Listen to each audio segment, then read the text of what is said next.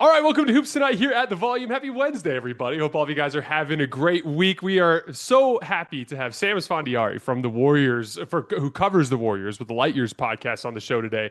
I was doing a mailbag earlier this morning, and we had a question that was asking about my favorite offseason moves and my least favorite offseason moves. And I was going back through, and there's one team conspicuously who's done a whole lot of nothing. And Sam, I've been seeing a lot of chairs on my social media feed all of a sudden. I was hoping you could kind of get me up to speed with how the Warriors offseason, how the fan base is doing with this offseason so far. We are in the chair right now. That is what's going on in Warriors land. I mean, on the plus side, they're not going to get nominated for worst move of the offseason. Can't be nominated for worst move if you haven't done anything yet. No, it's been weird. And like I've been kind of oscillating between frustration over like what are they doing, and then the more rational side where it's like new CBA, seems like there's a lot of new behaviors that we didn't see in previous years, and trying to rationalize it like maybe this is the new reality of how this stuff goes. Maybe it's going to be a little more like baseball, which no one should really want to be like, where the free agency period leads to players being unsigned until like a week before players report for spring training, or in the NBA's case, training camp. Maybe that's the new reality. Maybe that's the paradigm shift we're moving towards. So I don't know. If nothing else, it's not what I expected. Well, they finally make the big move, right? They go get Jimmy, and I Sure. remember you and I discussed a lot throughout the last season, like which kind of guy they would potentially go after. Would it be a Cam Johnson? Would it be a Zach LaVine? I remember you and I even getting into a discussion over the pros and cons between Zach and Jimmy, and like what their fit is like. And I would argue the Jimmy fit has been a resounding success. It has unlocked a higher level of belief and motivation from Steph and Draymond, and tied so many loose ends together. But if you look around the league, they still, before we go any further, they still feel to me like a second tier team in the West. Do you agree with that? Well, yeah, they only have 9 players on the roster.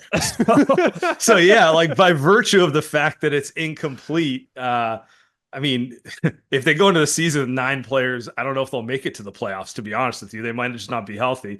But yeah, I'd agree with you. Like a lot of it depends on how they round out this roster. I think you can make a case that they have a championship level core, but because it's older, they don't just need 2 additional players. They need like 5 or 6 rotation players that they trust. And they probably need a little bit of luck health wise to get into a playoff series fully healthy, which wasn't the case last year with Minnesota. And then we'll see what happens. But yeah, to your point, like second tier at best right now, given that they only have 9 players and 2 of them are two-way guys from last year. And there is that strong foundation. Like I do Mhm. believe in Jimmy, Steph, and Draymond as a core. You're right; they're older, which means they need more support, especially in the regular season with holding up for 82 games. But as we look around the rest of the West, and we're seeing, for lack of a better way of putting it, just everyone else is making additions, right? Like Sure. Denver, you could argue is better. The Lakers are better. The Clippers are better. The Oklahoma City obviously is standing pat, but Houston got better. Everyone's getting better. And so it seems like it's more the inactivity juxtaposed with everything else than anything else at this point. Now, the main thing that I'm looking at as I look from obviously from afar, it seems as Okay. though everything has just been in a holding pattern based on the Jonathan Kuminga situation. So, what's going on with the Jonathan Kuminga situation? How do you see this story ending? Well, so I think it's important that we explain why they haven't signed other players, because you've seen the reports, I've seen the reports. Like apparently Al Horford is a done deal, and DeAnthony Melton is as close to a done deal as one could be, which leads to questions like, why haven't they just signed already? Right. Until they know what Kuminga's contract number is, they do not know which exceptions they have access to and which ones they don't. So they might have handshake agreements, but if they sign them first, it could trigger a situation where they would actually hard cap themselves, and then another team could come in and offer Kuminga a number that's legitimately too high for them to match. Gotta love the new CBA. Turns us all into lawyers, right? So that's kind of what's going on with that situation. But to the bigger question, which is what you're asking, a holding pattern. I don't know if it's bad advice. I don't know if it's him having unrealistic expectations for his market, but the reality is he sees himself as a player who can be an all-star in this league, and he wants to be treated and paid like one. Like the player I always think of is Jalen Green. They were teammates on that G League Ignite team. From Kuminga's perspective, he saw Jalen Green go to Houston and get 3 years of, 35 minutes a game, figure it out. He got to screw up along the way. And then at the end of it, he got 35 million a year. And that's kind of been the number that's been floated out there. Kuminga wants over 30. I'm assuming that's the player he's benchmarking himself to. And the Warriors, by virtue of the market and really using comps of players similar to him, it seems like the market says he's worth more like 20. And so that's kind of where we're sitting here. And I don't really know what's going to force a move here. Like, I don't know what's going to force something, because it doesn't seem like there's going to be this secret team that comes out of nowhere and opens up cap space and throws this, 30 million a year offer sheet at him. And it doesn't seem like there's these teams out there who are also willing to give it to him and then negotiate a trade that satisfies the Warriors' needs, because the Warriors want to get back a player who they can use in their rotation and an asset for him. Now, who knows what the actual settling price is, but like all those variables are leading to what honestly, like, feels like it's going to go another couple of weeks at minimum at this point. Yeah, I want to dig into this for a little bit, because this to me is fascinating. Before we look to the future and what this could look like in terms of retaining him or a sign-in trade or anything that could happen in restricted free agency, what happened to Jonathan Kuminga is super unfortunate. And it's unfortunate for the Warriors as well. It's unfortunate on both sides, in the sense that you're right. Like, if you're looking at the Jalen Green situation, even if you could argue, and I would argue that Jalen's a better player than Jonathan, even though they're both in a similar tier. I think Jalen's shown just a little bit more of an explosive upside as a scorer.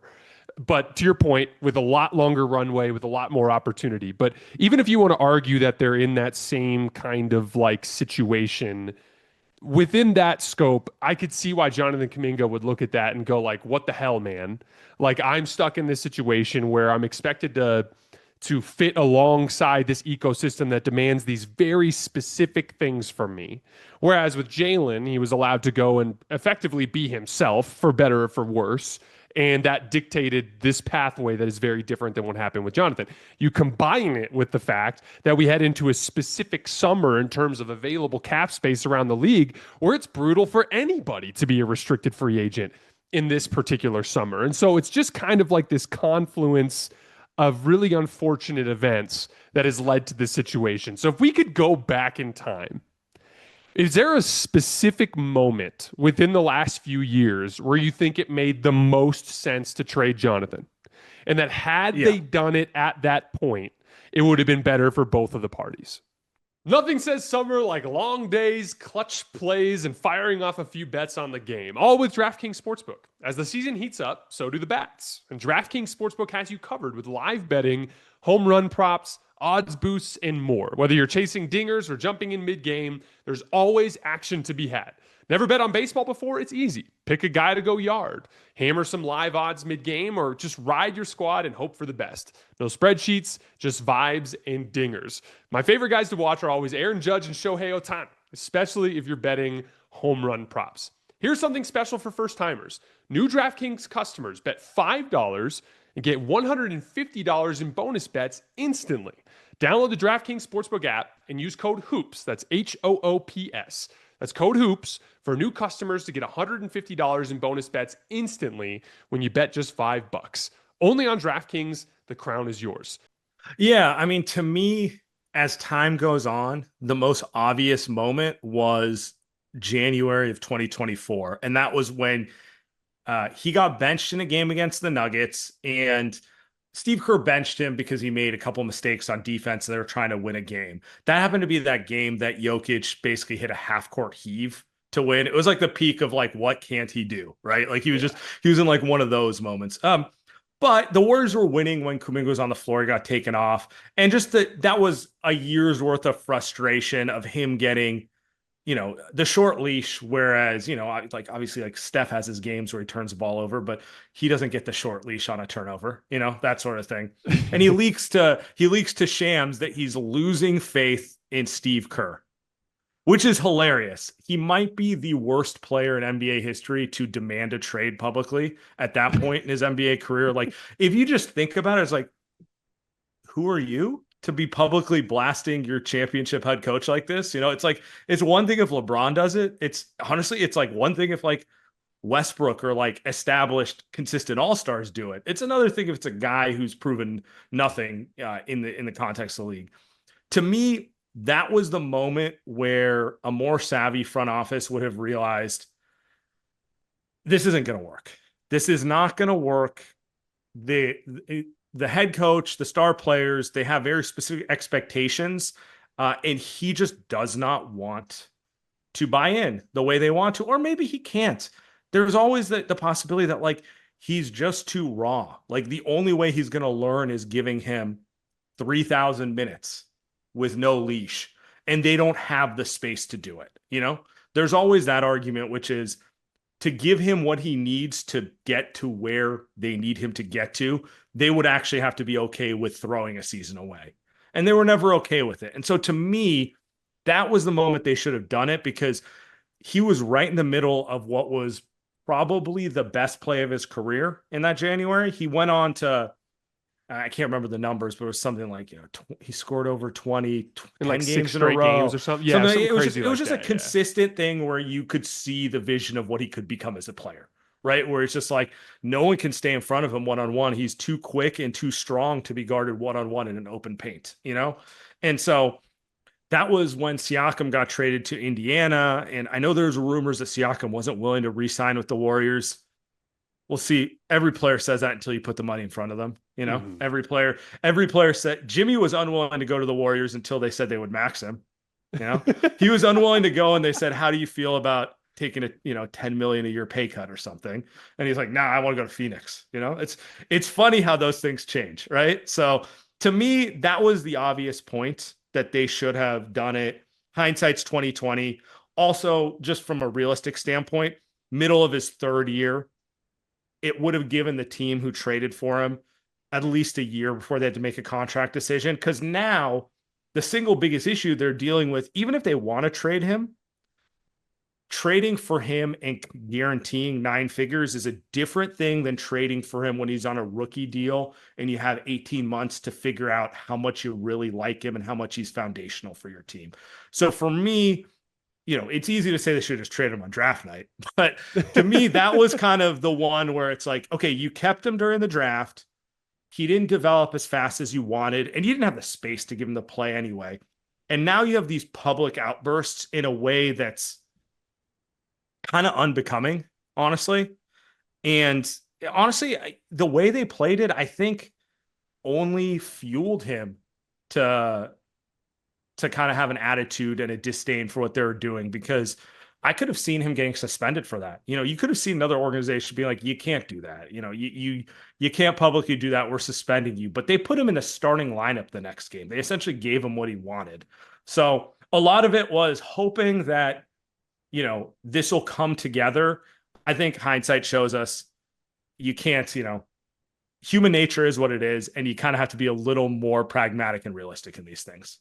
Yeah, I put down after the Lakers lost in 2023, which is more or less the same trade cycle, right? Sure. Like that off season into the next deadline. Because like during the title year, I was advocating for it at the time. At the time, I was thinking like, this is a way you can push your chips in. You're effectively not using these guys. They're not in your playoff rotation. Why not make some sort of move with Kuminga and Wiseman at the time to try to essentially maximize your title odds? Now, to Lacob's credit, he held off and you guys got the job done. And so at the time he looked like a genius, because he's like, now it's the 2 timelines thing. We have a championship team and we have these guys that could potentially develop into the next era. What he missed there was just the lightning in a bottle you guys caught with Jordan and with Andrew in that particular season, where both guys went down a level the following season. And all of a sudden it looked like you needed more firepower.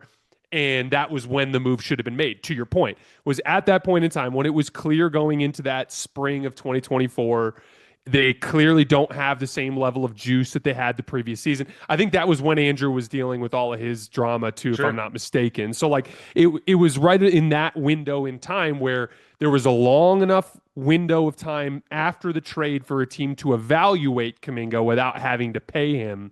Whereas now it's a completely different equation when you're talking about bringing him in with all that money. And it's like, and it's not even like a hindsight thing. I remember most of you there is a segment of Warriors fans that is extremely high on Kuminga, but most of the smart Warriors fans that I talk to and the people who cover the team are in your camp, which is talented young player. There's no reason at all why he shouldn't be able to go somewhere and make good money and make mistakes. But it's just not the reality. This is the situation that they're in. And I do think there's a certain amount of arrogance organizationally that Yes. they thought they could fix John. And I think that's where most of it went south. Or just like do what's never been able to be done, which is the fusing of like two timelines where players are in vastly different stages of their career is the issue. It's not inserting young players into a team. All good teams have to find a way to get production out of younger legs. Uh, Pretty much every title team you could find has some young player who plays some form of a role, and even if it's just an energy role, even if it's like what like Christian Braun was for Denver, where it's necessary. Sometimes you just need a guy who's got more energy and can do things like that. They were dealing with players who just radically looked at the game differently, so the fit was just never there. And you're right, arrogance was the single driving force behind it. It's flying too close to the sun, thinking you can do it all. It's just reality has a way of humbling everyone, right? Yes. So if you had to choose between retaining Kuminga on a team friendly number, let's call it a 1 year, you mentioned this before we went on the air. Like, what if he signs like a 1 year, $20 million deal to re enter free agency? Would you rather have something like that or one of these sign and trade packages from a Phoenix or a Sacramento? I mean, based on the quoted sign and trade packages, those are really hard to swallow. Although I am increasingly becoming a Devin Carter fan. I will say he does check boxes of the type of player they keep trying to trade for.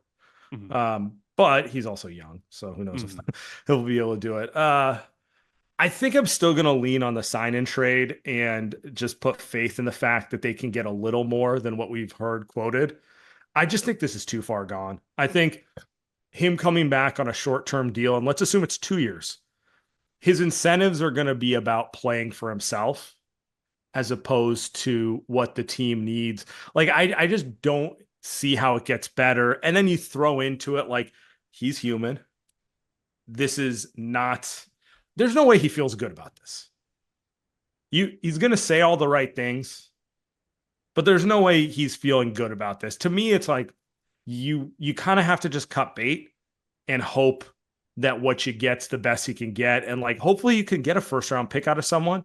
I don't even know if that's possible, but if you could, then at least you have that to play with in an ancillary move. And maybe the player you end up getting for Kuminga is not the direct 1-for-1, but it's like you get something from someone, you combined it with something you have, you move it in another direction, and you bring a player who fits what you want to do more so. But I think it's too far gone. Yeah, if they brought him back, it's in the same sort of situation where you go into this last season where Kuminga was basically a matchup specific rotation piece. Like he was essentially out of your rotation for major games in major Mm-hmm. situations last year. And so if you look at it from Jonathan's perspective, even signing like a 1 year deal at 20 million, let's just call it that, he's sitting there thinking the reason why I'm in this predicament is I effectively have not shown enough to the league to dictate that I'm worth what I'm asking for. So therefore, in this upcoming season, I need to show more. And Right. what would he have seen in this situation to believe that coming back would give him the runway he would need to show that? And so I agree with you. I think we've been since, for lack of a better way of putting it, since that January 2024 kind of inflection point, this has been destined for this sort of separation, and it just hasn't happened yet. So, you mentioned Devin Carter. Do you think is there like a dream player that you wish you could squeeze out of one of those two teams in a sign and trade?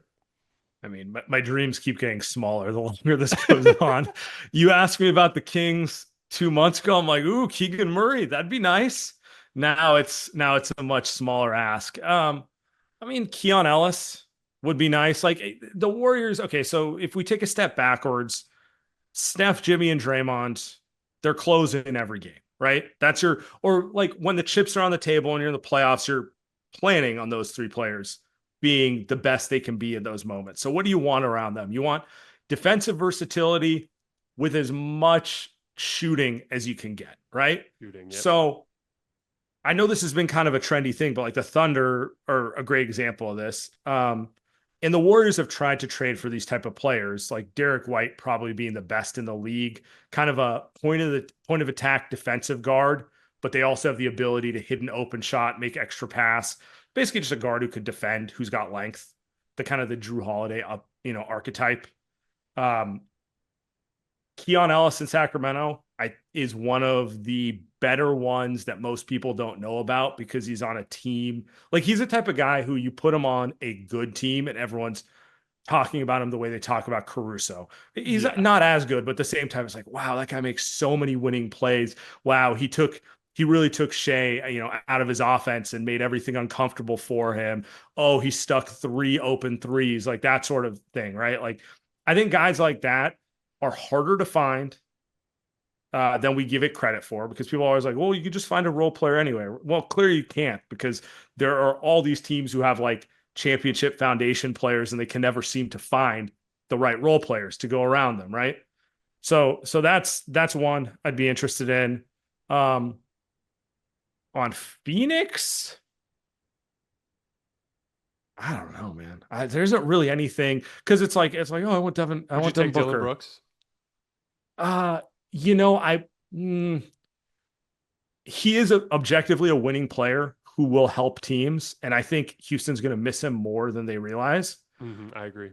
But it's like if there's one thing a team that Draymond and Jimmy does not need, it's another guy who's doing like the same things they do, So that's a good point. I guess I would in terms of the asset, but it's like, yeah, no, they need a different type of player. So yeah, if they can get anyone who I can confidently say, oh, this guy's getting 25 minutes every night, I consider it a win. And ideally, I'd like them to be under 27 because this team needs guys with young legs. They just need guys who are going to bring the energy to those January games where Steph kind of wants to hang out off ball for 70% of the game because he's going to have to do a lot of work later in the season. And Jimmy just kind of wants to play facilitator mode because of the same thing. So the more young legs that fit what they want to do, the better. Yeah, it's funny.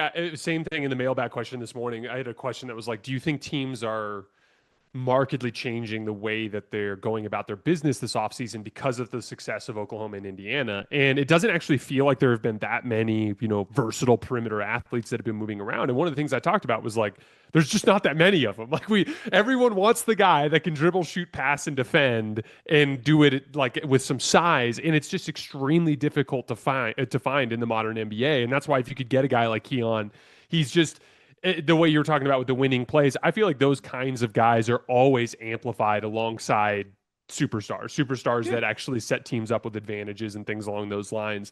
I think that in general that shooting piece is a big one. I look at Moses Moody essentially. Moses was bigger than Keon, but having a player that could basically do what Moses Moody did, but not go through the extended shooting lulls that Moses dealt with last year. Like the way his shot just completely fell apart in the postseason was a big shot at this particular Warriors team. I would argue, and this is the next thing I want to kind of get into, because I do want to talk a little bit about Horford too, because I'm like really excited about him for you guys. So I want to get into that in a minute. He was meant to play for Steve Kerr.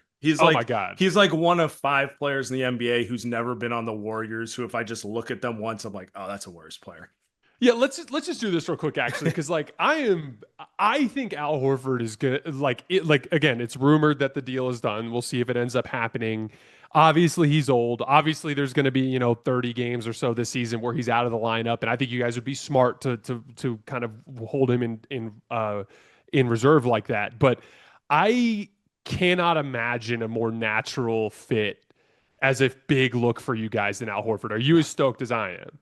Yeah, it's like, oh, you're going to run a bunch of DHOs with Steph Curry, and you're going to have to make decisions based off of the way players or the defense reacts off him. Like he's tailor made for that. He's couldn't, to your point, could not be a more natural fit. The thing I like about him also is they miss that whenever Draymond's off the floor. Quentin Post, underrated skill as a passer. Like, oh, he's a rookie, like that sort of thing, right? And they've had issues finding guys who can do it. I think one of the biggest things Al would bring to the Warriors is it's not playing Draymond and Horford together. It's having 48 minutes of one of them on the floor at all times, dictating things. And it's actually a way to keep them both fresher. What if they're both playing 24 minutes a game? We know Draymond can still play at a high level. We saw in the Minnesota series, he got worn down. Why did he get worn down? He had to play 5 the whole time with an undermanned team. Like, he's one of the most energetic players I've ever seen. He is still human, Like, so even there are limits to how much he can expend physically. And it goes to my overarching point, which is they don't just need to get younger, they just need to get deeper. Like, one of the best ways to keep the old core healthy is have a 10-man rotation. Make it so that, like I said, Draymond's playing 24 minutes a game. Horford's playing 24 minutes a game. Steph's playing 30, not 36 minutes, You're going to have games you chase. You can't be in a situation where you have to chase the final 35 games of the year because you had no depth and you're 25 and 25, 50 games in the season, which was the case with the Warriors this year. When they got Jimmy Butler, they're actually one game below 500. They were 25 and 26. They had to go balls to the wall just to qualify for the playoffs. And it should be no surprise that Draymond looked dead at the end. Steph pulled a hammy, which was an exhaustion injury from what he had to do. And, Jimmy's was just an unlucky contact thing. But like all that's a factor of them playing what was essentially a 7 or 8 man rotation for the final 2 months. Yeah, I think Horford is everything you guys have been looking for over the last several seasons as a big. Like you mentioned, like a big that you can continue to run essentially the same style of read and react offense that you run when Draymond's on the floor, but that also gives you a bigger look when you want to. I'm excited specifically about like some matchup specific situations where Horford, Draymond, and Jimmy are all on the floor together to close games just because of their collective defensive IQ. There's a lot of switchability there. Al Horford still, even as an old guy, is one of the better switching bigs that you'll have in the league just because he's so good at anticipating and taking the right angle to meet guys at spots. And so there's a lot of like the upside that you had with Quentin Post, but without some of like the defensive limitations that came from him just in terms of like Quentin was like a straight up old fashioned drop big and he just didn't have much in the way of athleticism around the rim. Al doesn't bring the athleticism, but he brings the IQ and the switchability, which gives you some viability there. You mentioned the depth. This is the key thing because I was talking about this with the Clippers. Everyone's like, oh, the Clippers are so old. It doesn't matter when you have that many guys. Like when you have that many dudes who can play, you can keep everybody's minutes at a point where it's manageable. And that's like I would argue that it actually has more to do with the amount of wear and tear you're putting on your players each game than the number of games they play or even sometimes the schedule. Like a back-to-back is nothing if they're playing 20 minutes each night and it's not, if you could play Al 24 minutes in one of the games and 18 in another. It's not a rough back-to-back. It's a rough back-to-back when you're in the tail end of the season and you got to push everybody 36, 37 minutes because you're desperate for a gamer here or there in the standings. And in general, this is kind of how I feel about spending assets to try to improve this team. In the Western Conference, 3 or 4 wins could be the difference between the 4 seed and a play-in berth. A specific player could be the difference between you losing to Denver and you beating Denver. I mean, Cam Johnson for Denver could be the difference between them losing to Oklahoma City and beating Oklahoma City. These are pretty tight margins between these teams, and that's why I've been kind of like geared up on some sort of upgrade here. So I'm as stoked about Horford as you are. We don't need to talk about Melton too much because I think we saw him last year. He's a natural fit. It's just a question of whether or not his knee can hold up. But what archetype of player, if you like, obviously we talked about Keon Ellis, he's a 3 and D guy. I think every team could benefit from one of those. But if there was a higher level player that you could target at some point this season, what do you view as the specific need, the specific archetype of player that the Warriors need to go into that top tier of contenders with the teams at the top of the West? I think it's Keon Ellis. No, but beyond him, no, I think they need. So Melton is another player who is a great point of attack defender, can hit shots, can handle, create a little bit.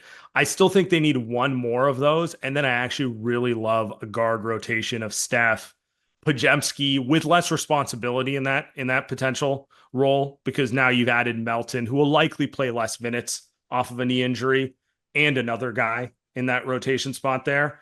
The other one is the obvious one, which is a front court player, and they don't need to be a center, but I'm looking at someone 6'8" to 6'10" who can hit some open shots. The way I'm looking at it is, if you get Horford, you have Draymond, Horford, and Quentin Post and Trayce Jackson-Davis. Now, Quentin Post and Trayce Jackson-Davis are fine for backups in the regular season. What I'd really like is one more guy I can put next to Horford and bring Draymond off the bench potentially, or someone I could play next to Draymond if they want to go a little more small and switchy. Honestly, it's what they were hoping Kuminga could be, but it just hasn't happened for whatever reason. There's blame to go around for all parties there. So that would be the type I'd be looking at. And the player I would be looking at to help get it there is Moses Moody, and whatever they get in return for Kuminga, which is why sneakily I could see the team bringing him back just so that they could trade him in January for salary purposes, no matter how awkward the whole thing would be, no matter how much lying we're going to hear during training camp about how happy they are with each other. In theory, he could potentially have more options to choose from in terms of For teams sure. at that point, just because the landscape of the league shifts and you head The into team, a different type of salary matching type of situation. it's been like reported multiple times that 3 years, maybe a player opt out after the second year. So it's a short-term deal, but it's not a 1-year deal, right? In the 20 to 25 range, I could actually see that being a very attractive trade chip at the deadline, because you'd be acquiring a 22-year-old who's on a very reasonable number, who you control for a couple of years, where you can really figure out, is this one of my like core three pieces going forward? Because he is so young. He is still just 22 this year, or he's going to be 23 this upcoming season. Sorry. I could see something like that happening. I don't want to go down that path, because it feels like one of those things where there's a lot of risk of it blowing up and being an even bigger hindrance the other way. But anyway, with that said, yeah, like the obvious one is get me an athletic wing who can play next to Draymond or Horford in the 4 spot, who can hit shots, who can defend. That would be the type of player I would be most interested in. Yeah, I was talking about this with I had a Suns fan straight up ask a mailbag question like, should we get Kuminga? And like what I said was like, if you can get him at 20 to 25 a year, hell yeah. Like I do think that Kuminga has value at a number that is below 30 and where he has a runway. It's specifically the combination of what he's asking for and what the Warriors need from him that makes that situation untenable. If you could be flexible in that regard, it makes some sense. And similarly to the Warriors, like to your point, if he's on, let's say he's at 2 years, 50 million, he's still a tradable asset at that point. If he's at 2 years, 65 million, that's where it's like, or a longer term deal. It's like 4 you years, can't, 150, something like that. yeah, Then you're it's an attaching a pick to get albatross. off of him. Yeah, exactly. Yeah, exactly. Do you think the Warriors have enough offense? This has been something that I've been keyed in on for a little while, even after the Jimmy trade. Just like there's this pretty clear line to where when Brandon Pajemski shoots the ball really well, when Buddy Hield plays super well, you guys are borderline unbeatable. Do you have any? Do you have a desire to upgrade in terms of offensive talent, just a realistic approach to what's available? Or do you actually think the Warriors don't need that? They need more athleticism and versatility in role players? Well, being as they only have 9 players under roster, they need everything. But I guess because we've debated this heavily on our show, and there's been a strong push to just add 82 game players, a bucket getter who's going to just lighten the load on Steph Curry in the regular season, and how much it can help this team just have a little more offensive firepower, even if it's flawed offensive firepower, right?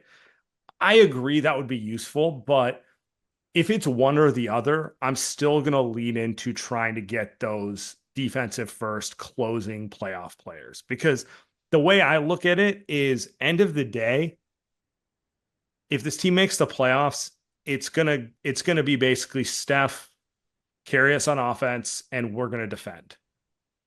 And I just don't see a world in which them adding an offensive player who's a bad defender actually makes them a better playoff team. I think it leads them to being more in the middle than anything. So I know that's kind of a cop-out answer, but it's kind of like what you saw with the Thunder. As far as I'm concerned, the Thunder's offense at time, I was like, man, they got nothing other than Shea, that sort of thing. But I'd rather put a team of guys who can grind and will defend, to like, they're hard to score on, and you trust Steph and Jimmy will eventually figure it out on offense, than try to go the other way and add a Malik Monk type where, man, you know what it's like watching a team in January when those guys are exhausted. You're like, man, it'd be really nice to have someone like Malik Monk coming off the bench with a little juice just to provide a little punch. But if it comes at the expense of like that point of attack defender or that versatile wing, I don't think it's worth it. So that's kind of where I'm at with it. It's a nice to have. I view it still as a number 2 priority in terms of need to have. Yeah, I lean slightly more towards it being something that they need in order to get into that next tier. I think part of it is my overarching basketball philosophy. Like, even with Buddy Hield, like, I thought Buddy Hield played the best defense of his career last season, even though it was flawed, even though it wasn't perfect. There were moments where Buddy was really competing and doing some good work on that end of the floor. I also just have generally looked at the Warriors offense as kind of a counterbalancing effect, where Steph and Clay did this for years to teams, where it was the mutual impact of both of them and what they brought on opposite ends of the floor, running in and out of action, that made them so difficult to guard. And I look at teams like Denver, who scaled up on defense using intelligence and switching up coverages and having just kind of high IQ defenders, not necessarily the most athletic defenders, and them doing as good a job against Oklahoma City as anybody else did in last year's playoff run, despite being one of the worst defenses in the league down the stretch of the season. I'm indexing slowly each progressive season more towards offense. And I'm wondering how much of that will stick for me in the coming years. But yeah, I would love to see a guy next to Steph who could reliably get to 20 points on any given night. Now, maybe Jimmy In becomes theory, that that's guy. Jimmy. In theory. In theory. It's and that's the thing, is like, I'm hoping to get just a little bit more offensive juice out of Jimmy this year too. I think that could go a long way as well. So that's kind of why I'm like, adding those 2 players who can shoot, like, the pie in the sky would be like Derek White, the shooting guard spot, and like a Cam Johnson at the power forward spot. Like, obviously neither of those are going to happen. Cam specifically, because he just went to Denver, but like, adding those players who can shoot the ball, I think will also juice Jimmy's offense a little bit. Mm-hmm. He scored the ball incredibly well up until he had the glute injury that happened against Houston. I mean, he put 37 in the play-in game, had something like I think he works. I think him and Steph work. I think they honestly need more shooting and defensive versatility than necessarily shot creation. I think the shooting is the obvious one, regardless of whether or not it comes in the form of a high-level offensive player or a 3-and-D player. They've got to have reliable shooting surrounding those guys. I think that goes without saying. That, for the record, is why I'm excited about Horford. Like, if you imagine a scenario where, let's say you get a Keon Ellis and you get an Al Horford, that would be such an interesting look to have that type of group out on the floor, where legitimately the guys who are going to be flowing in and out of action and popping are going to be guys who are going to be knocking down shots, which is that like key difference. All right, I'm going to put you on the spot before we get out of here. Let's say the Warriors let's just say they retain Kuminga on a 1 year, $20 million deal, or they sign and trade him for just filler, not Keon Ellis, but just filler. And they sign Horford and they sign DeAnthony Melton, handful of other veteran minimum contracts, but nothing like super needle moving. Let's say they bring back Gary Payton, something along those lines. Where would you rank them in the West without any additional moves over the top of that? 6. Mostly because in your construct, I think they're going to put too much on Steph and Jimmy's shoulders. And there's just going to be like, they're going to be better than the 6th seed. I think that's just where they're going to end because Jimmy will miss 20 games. Steph will miss 20 games. And they'll be one of those teams where, oh, they're, if you look at this, they're actually 20-5 over the last 25, but the overall record is 47 wins, that type of thing. And to your point, I honestly think it's one of those things where if they turn Kuminga into the right type of energy piece and maybe get a little internal improvement plus a Melton and a Horford, they might win 53 games and be the 2nd or 3rd seed. Like I actually really think the margins on that basis really do matter that much in determining where they end up finishing. And as you said earlier, and as we've seen, like the West has been so tight the last 5 years. It's like literally the difference between 45 and 50 wins is the difference between like the 8 and the 3 seed most of these years. Home quarter playing. Yeah, exactly. A lot of it's down to health and your ability to just have a deep roster all year. Yeah, I look at that tier and you can make cases for and against all of them. Like, I mean, you could say Minnesota lost Nikhil Alexander-Walker and they're a little bit older in their front court, and Conley's older and Gobert's older, and they're just not going to be as good. But then you could also look at me and go like, yeah, but what if Anthony Edwards like watched Shai Gilgeous-Alexander kick his ass and spends all summer working on stuff that's short to mid-range scoring and becomes a dramatically better player, and the Wolves are better, right? Lakers, what happens with so many different guys they have that are older age? Clippers, what happens with so many guys that are older age? The Warriors, do they successfully turn Kuminga and a couple of their other assets into more firepower? There's all of this different up and down potential for every single one of these teams. That's why it's tough to put them in a list and it's easier just to put them in tiers. But Sam, this has been amazing. I sincerely appreciate you taking time out of your busy day to come hang out with us and talk some Warriors. Why don't you tell everybody where they can find your stuff? Yeah, pretty simple. Just check out the Light Years pod wherever you listen to pods, Apple, Spotify, YouTube, doesn't matter. It'll be published there. We go pretty regularly. We're live after every game in the off season, 2 to 3 times a week. And whenever the Kuminga thing happens, I promise a breaking pod. They Sam and Andy and Tommy as well do amazing work with Light Years. Make sure you guys go over there and support them. That's all we have for today, guys. As always, we sincerely appreciate you guys for supporting us and supporting the show. We'll be back with our mailbag on Friday. I will see you guys then.